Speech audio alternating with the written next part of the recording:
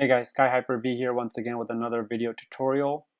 Today's title is Crypto, checking your block and your hash to ensure that you're on the right chain. Many crypto projects and the blockchain that's associated with them do fork often due to conflicts and collisions, like the same block being discovered by multiple peers. And so there's always this battle for the right chain or the active chain. Depending on the level of congestion in the network or geographic disparity of the peers and their connectivity, that information can be slow to propagate across the network. So one of the things that people talk about in crypto as it pertains to any coin or blockchain is, am I on the right chain? There is technically no such thing as the right chain or the wrong chain from a technological perspective, right? Technically, there is no wrong or right chain. But if you were to designate something like a block explorer as your definitive source of truth, a reference, if you will, then you can define it to be the right chain, and everyone that wants to reference that and see if they're on that same block will then know they're quote unquote on the right chain. And if everybody agrees to use something like the block explorer as a point of truth or reference point, then everyone else can agree to that. And anyone that disagrees with that, their wallet is not synced to that particular block and or the hash doesn't match for that block, then can be stated that they're on the wrong chain. Because peer-to-peer is all about agreement, right? It's consensus in moving forward those blocks, pushing those blocks forward and always activating and knowing what is the active block. So that's why we have a reference point, right? There is no special code that a block explorer like a B3 coin block explorer or Litecoin or any other block explorer, there's no special code that it runs. It is just a reference point because we define it as a reference point. And so if everyone agrees on it and syncs to it and makes sure that they're in sync with it, then they know that they're on the right chain. So again, there's no centralization in crypto, right? The blockchain is a decentralized peer-to-peer network. So we have to have a reference point so that we can all agree on something. In this case, the right chain. So let's go and load up our wallet. One of the things that comes up often is as soon as someone loads up their wallet, they say, hey, it shows out of sync. I must be on the wrong chain, or my wallet is completely out of sync. Notice that Block Explorer here is 6 minutes old for this particular block. So when my wallet launches, because the block is several minutes old, it will show as out of sync. So typically when a wallet starts up, it will show out of sync. That doesn't necessarily mean that your wallet is currently out of sync. That just means that the block that it knows of is a little old. And per Block Explorer, that might be an old block anyways. In this case, the most current block is 9 minutes old, and my wallet was out of sync for a moment, and that sync went away. So what happens is that once your next block is found, the wallet will show back in sync. So if I were to close this wallet and relaunch it, again, it will show out of sync because its time says that, hey, the block is 9 minutes old, and it thinks that's very old. It will not, that banner will not disappear until the next block is found. So how do we check if we're quote unquote on the right chain per Block Explorer? So right now, Block Explorer is at 91,406. Okay, we just got to 91,407 now. So if you hover over this checkbox, you can see I'm at 91,407. That's great. I'm currently at the same block that Block Explorer has.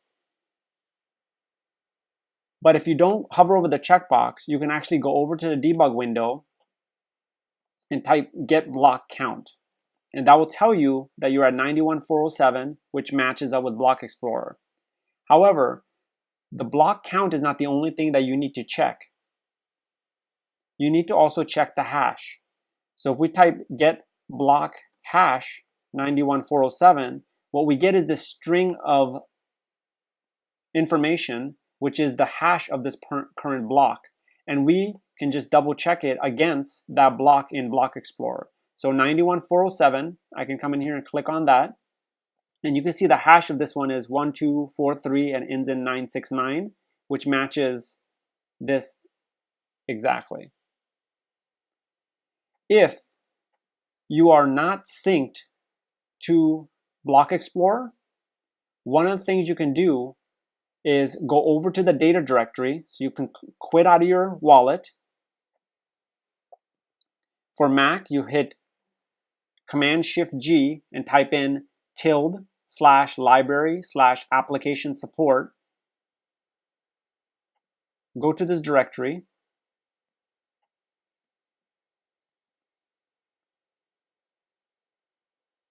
And you can remove these files, the block001 .dat file, the database, and the transaction level database. These are the only 3 files that are necessary for you to remove so that you can use what's called a Bootstrap. And I'm going to put this link, but under the GitHub for B3, under the releases for the 3.1.1.2, there is a B3 bootstrap.zip that gets updated every few weeks. So even though that this release happened back in December, this file gets updated regularly. I would say every 1 to 2, maybe in 3 weeks, but somewhat recent. On a Mac, you're going to type Shift-Command-G and go to /library/application support /B3 coin v2. Or on a Windows machine, you would go up to your Explorer and type in %appdata%/, and of course this is not valid on my Mac, but just to give you an example where you would go on your Explorer window, you would type %appdata%/B3 coin v, and that will take you to that folder. Like on my Mac, it takes me to my data directory. So once that's done, you can launch it. So let's go ahead and do that to show you an example of what that would look like. So I'm in my data directory, and I'm going to move this to trash. And I'm going to download this file.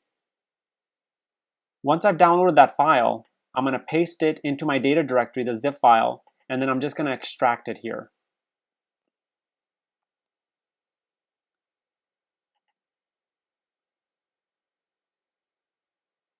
Now I can copy these folders that are inside the zip, or in your Windows environment, just extract it directly into here, and I can paste it in here, and now I can get rid of that old directory, and I can get rid of my zip file. So what I have is essentially a database, a block .dat file, and a transaction level database that has block information from that particular Bootstrap. And that Bootstrap may be a week or 2 old, so just realize that when you launch your wallet, it will only have data loaded for that particular block, and so it will start syncing. And so for those of you that are new and want to validate and get quickly on the network, you can just download that Bootstrap, extract it, and you'll essentially be at least a week or 2 old versus a year and over, which may take a long time to sync depending on your particular system specs. Now you can see that I'm here out of sync naturally, right? If I go to my debug window and I'm at 90,691, which is the last block in that Bootstrap, right? So I've just been current up to a few weeks ago, but you can see I'm already up to January 19. And what the wallet will start doing immediately, it will start syncing with the network and get current. So again, going back to the beginning of this video, if you do use the Bootstrap, just make sure that you're on. See, now I'm at 91,408. If I go back to Block Explorer, 91,408, I can go to console quickly once I've gotten synced up and type getblockcount. I know at 91,408, getblockhash, 91,408. See, it starts with 77, ends in 1F. Starts with 77, ends in 1F. And now I've effectively used a Bootstrap to sync my wallet quickly, and I validated that my wallet is now on the right chain as a reference point in Block Explorer and talking to everybody else. So today we covered how to sync your wallet quickly using the Bootstrap and check your block count and the block hash as a reference point to the Explorer so that you know you're quote unquote on the right chain as everybody else sees it. And then you should get a checkbox here also indicating that you are in sync. If you have any questions, feel free to leave comments below.